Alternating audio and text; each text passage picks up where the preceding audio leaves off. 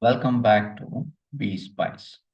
In this session, we'll continue our talk on fire and gas detection, wherein we'll focus on the third part, part C. Part C, in the sense, we'll focus on fire and smoke detector selection.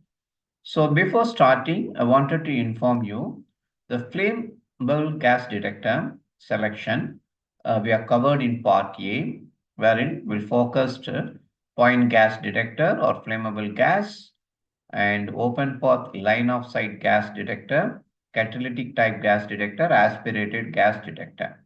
And in part B, we covered toxic gas detector selection, wherein we'll focused on requirement of toxic gas detector and also the hydrogen gas detector and oxygen deficiency detector. Additionally, we also covered this duct mounted detector. So that's all about part A and B. And in part C, now we'll focus on these aspects. One is the detector type selection. What is the criteria for detecting the selection? Okay. Then we'll see one by one all the items like manual call points, optical type flame detector, optical type smoke detector, ionization type smoke detector, linear heat detector, and plastic tube fire detection device, and cryogenic heat detectors. These items will focus in this session. Okay, so let's get into directly detector type selection. Okay, so one point I want to inform you before going into the detail. See, if jet fires are likely, rapid response and good space detection are the necessary characteristics. Okay, so in these aspects, meaning if jet fires are likely, so and if you want to have a rapid response and good space detection, we should go for infrared flame detector. That is one of the point I want to put forth here. Then detector, selected based on specific properties and a specific application. Okay. For example, detection by person. So it's basically a manual call point. I'll explain that one by one in detail. So when we talk about the manual call point, actually, it consists of a closed housing with a glass, the break glass at the front side. Right? I hope you would have noticed that in the buildings and also in plant areas, right? So this is about the manual call point. So it should normally have a open contact, normally NO contact, closing on activation. And additionally, the wiring to the system, we should include actually the, online monitoring, line monitoring with the EOL resistor. Okay, end of line resistor. Okay, and yes, and the MCP manual call point should transmit a signal potential free contact with line monitoring. Okay, so this is about the manual call point. Then when we talk about the optical type flame detector, optical type flame detector. So flame detector shall be based on the receipt of multispectrum light originating from a flame. How this functions, I'm explaining the optical type. So this is based on the receipt of multispectrum light originating from the flame and hot CO2. So the received light shall be in the IR, mean infrared or ultraviolet region. See, when we talk about the sensitivity of this optical type flame detector, it's based on, zero point 0.1 meter square gasoline flame at a distance of approximate 20 meter within 5 seconds. The sensitivity. So when we design an optical flame detector or when we, purchase optical flame type detector, we should actually ask for this sensitivity. So the detection of zero point 0.1 meter square gasoline flame at a distance about 20 meter within 5 seconds. This is the one.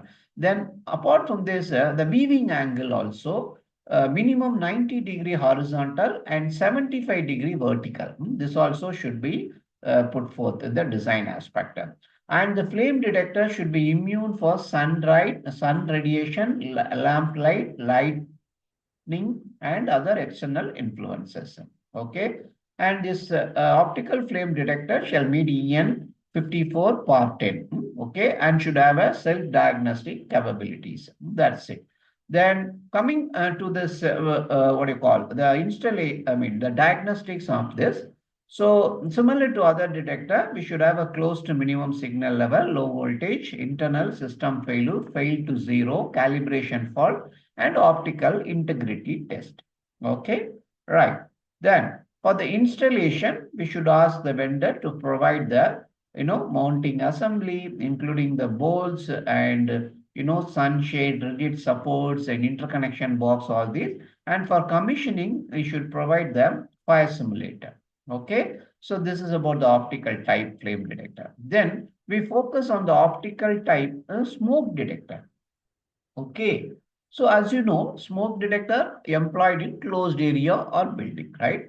Optical smoke detector employ light scattering by smoke particle, okay, to detect the presence of smoke. This is how it works. So it employed light scattering by smoke particle to detect the presence of smoke. So optical smoke detector are sensitive to smoke particle having a diameter greater than zero point 0.5 micron. This is the point, 0.5 micron. So this characteristics makes them particularly sensitive to incipient and smoldering fires. So what is this incipient and smoldering fires? Yes. So cable fires, hydrocarbon fires are example that produce smoke consistent with the larger particle size range. Okay. So optical smoke detector are recommended to be selected for these areas, okay, containing hydrocarbon products. Okay, so that is about the optical type smoke detector. Okay, good to go. And also, there is also one more smoke type in the optical type. See, we have an open path smoke detector, right? So this has the sensitivities similar to those of the point smoke detector for working range of approximately 4 meter. The point is, friend, if you want a longer path length, open path smoke detector will be sensitive, more sensitive. That is the point actually, right? And of course, the detector shall transmit a signal potential free contact with the line monitoring. Okay. And when we talk about the design feature, yeah, it has to have a integrated red LED and integral with the smoke detectors for indication of local test. Then when we talk about the installation, we should have a mount assembly, including assembly bolts and also the interconnection boxes, and for commissioning and maintenance, we should have a simulators. Okay, so that is about the optical type smoke detector and scattered light type. Now we'll focus on the ionization type detector. See, ionization type detector are more sensitive to the smaller smoke particles. See, when we talk about the scattered optical type smoke detector, this is zero point 0.5 micron, whereas ionization is less than 0.3 micron. Okay. So basically, when we talk about this, ionization type, so this is actually the use for, for sensing the fires developed by, release of aerosols, aerosols, components like that. Okay. So ionization type detector shall be only selected in case this optical type is not applied or not suitable. That is the point. Of course, if the requirement is less than 0.3 micron sensitivity, then you have to go for this. Okay. Then, yeah, similar to this optical type smoke detector, this ionization type detector also, should have this signal potential free contact with line monitoring and integrated red LED should be there. Okay. Then when we talk about the installation, the mounting assembly, including the assembly bolts, interconnection box should be there, and simulator should be used for commissioning. Okay. This is about this optical. Now we go into a different type, a linear heat detector. Okay. See, this construction is a bit different, friends. Linear heat detector. I am trying to explain with the notes only. I don't have any animation as such, right? Okay. So the linear heat detector consists of a heat sensitive cable, friends. Heat sensitive cable consists of two conductors. These two conductors held apart by heat sensitive insulation. Okay, so insulation and two conductor protected by a covered with an outer protective wrapping. Okay, so the insulation melts at a predetermined temperature, allowing the conductor to contact and initiate the event. This is how it works. Okay, right. So, yes, so that is how it works. Okay, for areas where heavy obstruction will cause ultraviolet or IR infrared detectors to fail in detecting a fire in a reliable manner, these linear heat sensing cables may be considered. Okay.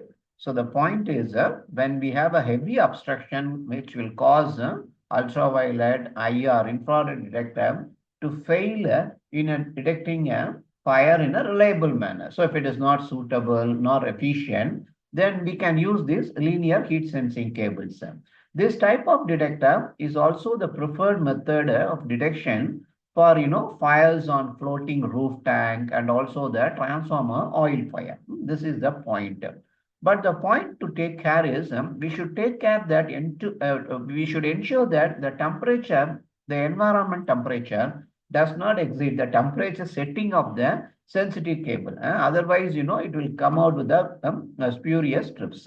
Okay, and the linear heat detector shall be provided for each system with a maximum cable per detection loop of no more than 300 meter. So that is the point you need to also focus. Then we talk about the plastic tube detector. Plastic tube detector, it consists of many items, friends. One is a tube actually. Tube is nothing but a poly flow flame retardant polyethylene tubing. Okay, it's like a small tube, quarter-inch tube, and you should have a pressure transmitter, you should have a pressure gauge, you should have a pressure regulator, and flow restriction devices, and of course the test valves. Okay. So the plastic line will be provided in each system with a maximum tube length per detection loop of no more than 300 meter. Okay. With the distance between the tube in line with the vendor recommendation, we don't know currently. Okay. So the plastic tubes are normally maintained with the instrument error about 2 bar G. Okay. When instrument pressure falls below 1.5 bar G, fire alarm signal will be sent to the FGS system in the main control room. So when the plastic tube detect fire, the FGS activates the spray system automatically. That is the thing. So here two tubes are, just remember two tubes, two set of tubes. When both the tubes detect fire, the FGS activate the water spray system automatically. Okay, right.